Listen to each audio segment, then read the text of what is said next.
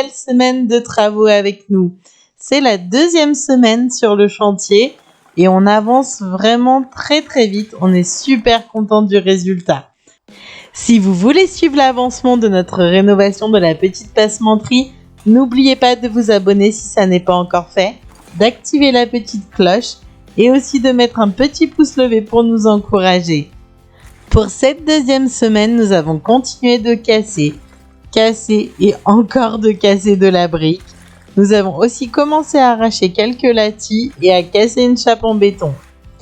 Allez, on vous emmène avec nous. Pour ne pas être désespéré par la quantité, parce que c'est quand même assez astronomique, je me crée une zone de propre. Et en fait, avec le balai, tous les petits bouts, je fais des tas que je viens ramasser là-bas. Et puis les gros bouts, après, soit je les remets en poussière, soit je les emmène telles quelles à la déchetterie.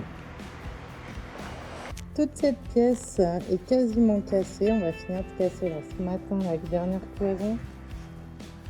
On a des gens qui devaient récupérer des choses, mais qui nous ont fait faux bond, bien sûr. C'est toujours pareil. Donc voilà, là il manquera encore les sols, les plaintes. Là je vais casser cette cloison ce matin. Et puis voilà, enlever le polystyrène qui volait sur les murs là. L'étage du dessous, ça a déjà bien avancé aussi. On a chargé le camion. Il reste des câbles. Quelqu'un vient prendre le cuivre ce matin. Et les radiateurs. Ici, il va rester les plaques de faux plafond à enlever normalement. Je pense qu'on n'aura pas bien le choix. Et puis le meuble là-bas au fond. La chaudière, il devait la récupérer, du coup il ne la récupère pas. Et sinon, on va les faire évacuer. Au point final, c'est aussi simple que ça. Et voilà pour le petit tour du matin. Nous sommes donc le deuxième samedi des travaux. Allez. Non, mais là, c'est un gâteau aussi. Vous en avez ici un gâteau? Ouais, on a une. Elle est en haut, non? Je donne un coup de pied dedans. Ça bouge pas, c'est pris dans le parquet. Ouais, on regardera ça. On va enlever le parquet, elle n'est pas choix. Plus tard, quand même. Le parquet, non, parce que tu peux l'enlever. Bon, là, on va à la déchetterie. T'es sûr qu'il y a un truc dessous? Alors là, il n'y a pas de boulot, là. Je sais pas. Il y a un boulot. Là, il y en a un, mais de l'autre côté. Il y en a un aussi. Ah oui. Bon, vas-y. Bon, Attends, là. Pendant qu'Henri est en train d'enlever le parquet à côté, je m'attaque à commencer à démolir le lattis. Le lattis, c'est ce qu'il y a au plafond, là, toutes ces petites lattes en bois qui sont recouvertes et enduites de plâtre. Je peux vous dire que ça, c'est vraiment galère à enlever. En gros, je me ramasse sur la tête tout ce qui tombe du plafond. C'est vraiment hyper désagréable. Après avoir retiré le parquet dans cette pièce-là, Henri s'attaque à démolir la chape qui était sous l'espace salle de bain, WC et sous la baignoire de ce logement.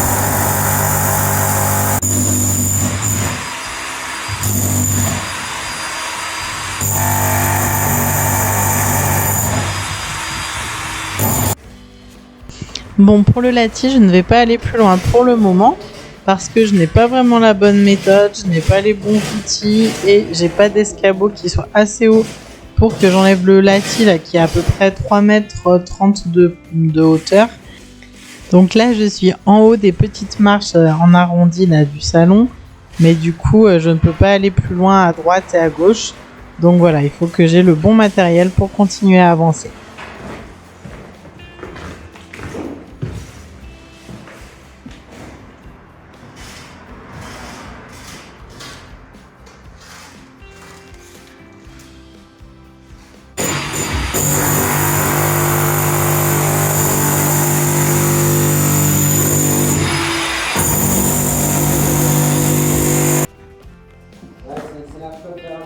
Ouais, je pense. Mais en effet, il penche à fond le plancher. J'avais pas fait gaffe, mais. Quoi? Celui-ci, le plancher, il penche à fond, quoi. Ouais. Ça, il est comme ça, tu vois. Voilà. comme ça. Ouais, bah tu le vois bien. Parce qu'il faut comment on fait dans ces cas-là? Bah, c'est le charme de l'ancien. Tu vois. On enlève la roue, ça Non, mais dans l'autre sens, roule-le. Ah, tu l'as fait dans le cul. Bah sinon, tu vas pas y arriver à le mettre dans le camion. Hein. Au pire, on demandera à Carlos de l'emmener s'il est trop large. Pour ce week-end-là, on a loué un petit fourgon, donc du coup, on va pouvoir enlever tout ce qui est un peu plus gros, comme bah, là, les sols souples, on va les rouler et les mettre dans le camion. Pourquoi ils en ont mis deux, quoi, les gens? En plus, c'est le même qu'ils ont mis deux fois. Ah oui, bah, parfait.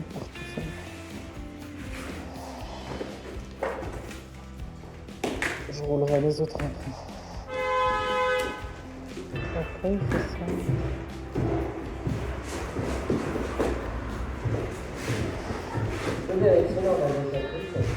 Comment?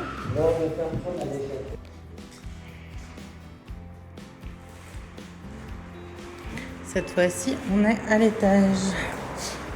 Et voilà, on a tout ça à débarrasser entre ce soir et demain matin. Voilà, petite trouvaille. Spéciale dédicace à mon frère. Avec la bouteille de cola.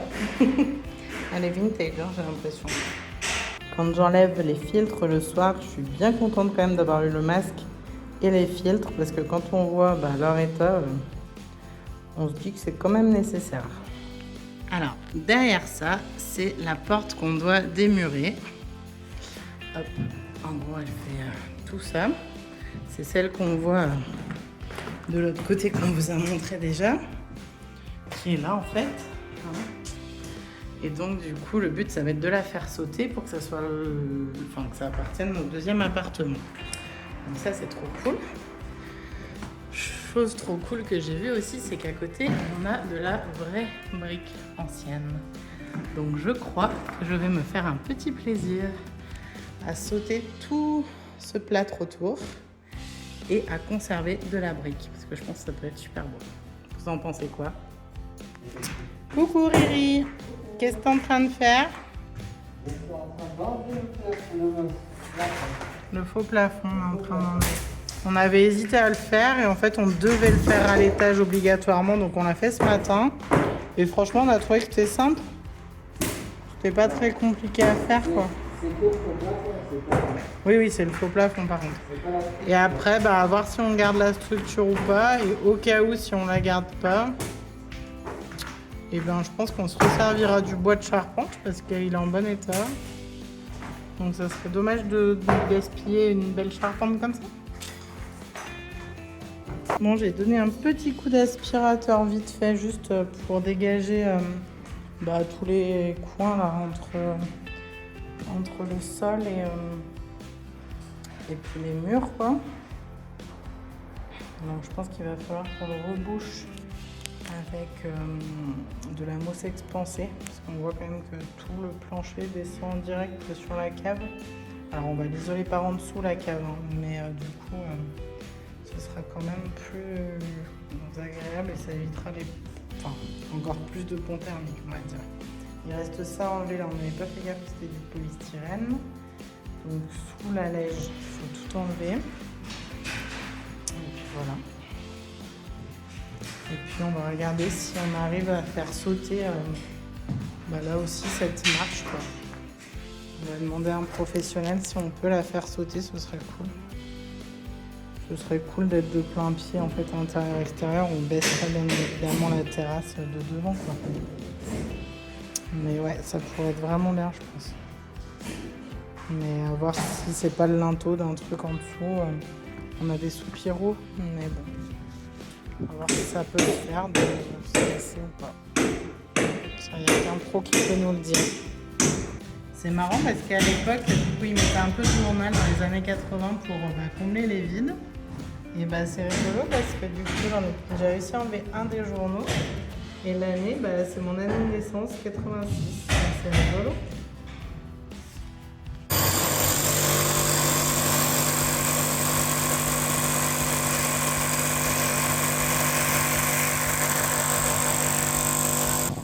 C'est vraiment assez difficile de démurer cette porte parce que les moellons étaient creux et du coup quand on est avec le perfo, quand on tape sur le creux, c'est hyper compliqué. Il vaut mieux en fait avoir quelque chose de très dur pour que le perforateur il ait une résistance et qu'il puisse casser facilement en fait. Donc pour essayer de se faciliter l'ouvrage, du coup on alterne entre la massette, la masse et puis le perforateur. Et petit à petit on y arrive, même si c'est j'avoue un peu laborieux. Mais au final, à la fin de la journée, déjà la porte est bien ouverte.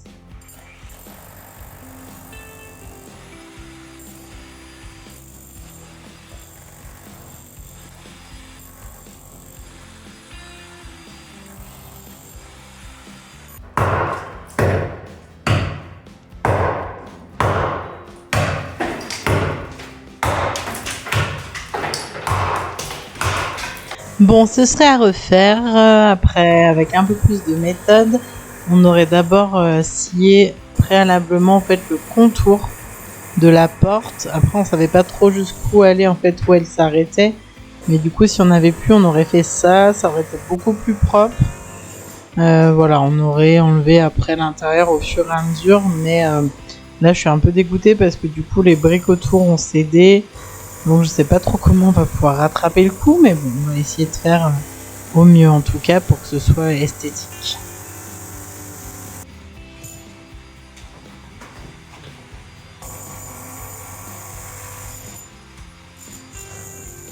Ça y est, j'ai enlevé le latis et du coup on voit bien les voûtes en briques de l'époque. Donc là c'est là où on va commencer la trémie du futur escalier.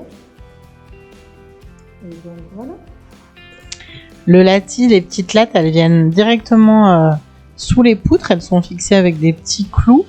Et puis ensuite on a la voûte du coup en briques qui en plus est recouverte souvent de pouzzolane et du coup ça crée une inertie dans le bâtiment et on a des bâtiments qui sont quand même plutôt bons phoniquement sans trop de bruit du coup de réverbération à l'intérieur du bâtiment d'un étage à l'autre.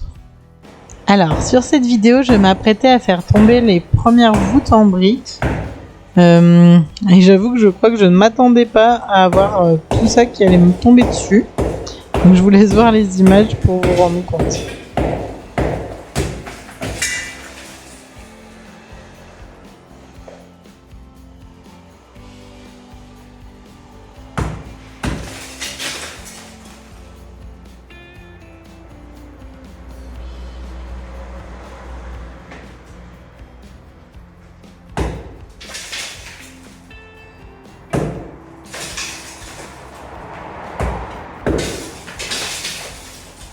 Je crois qu'à cet instant, je me suis demandé pourquoi je m'étais mise dans cette galère totale.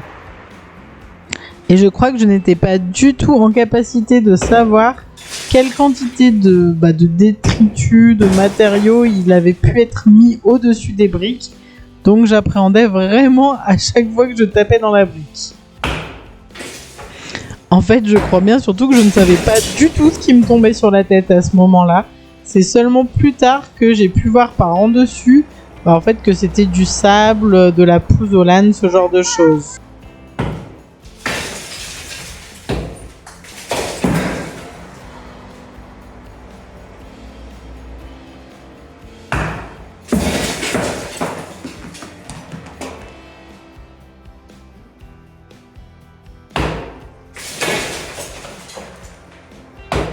Allez, je vous mets la suite en accéléré cette fois.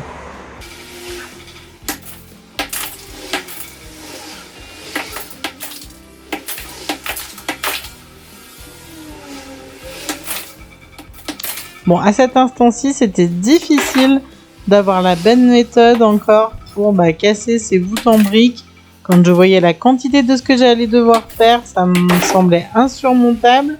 Je vous montrerai dans un prochain épisode au final comment je m'y suis pris et c'était quand même beaucoup plus facile. Par en dessous, j'ai percé entre les poutres pour pouvoir les repérer. Nous allons casser la chape qu'il y a au-dessus et quand on va l'amorcer, en fait, on ne voulait pas venir taper dans une poutre.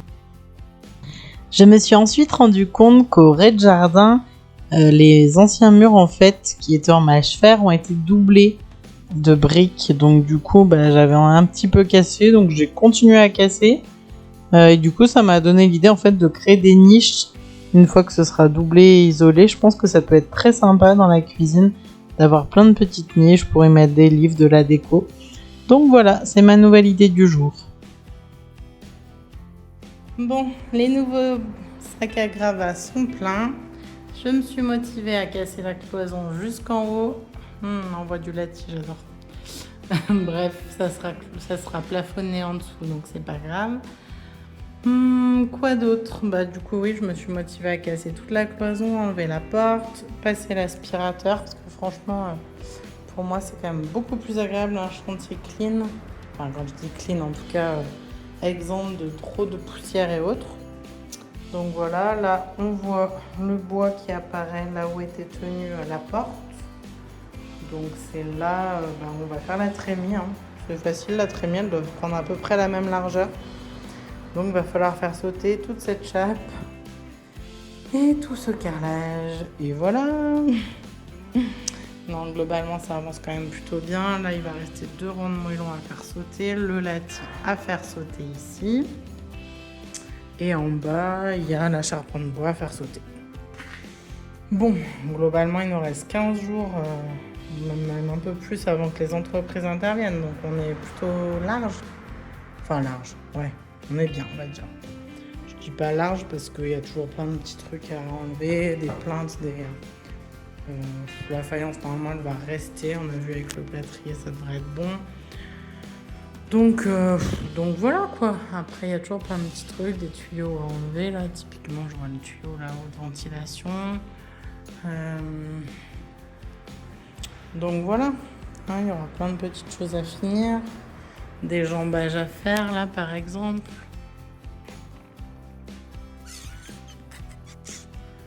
Je sais pas si je me motive ce soir à finir de casser ça là.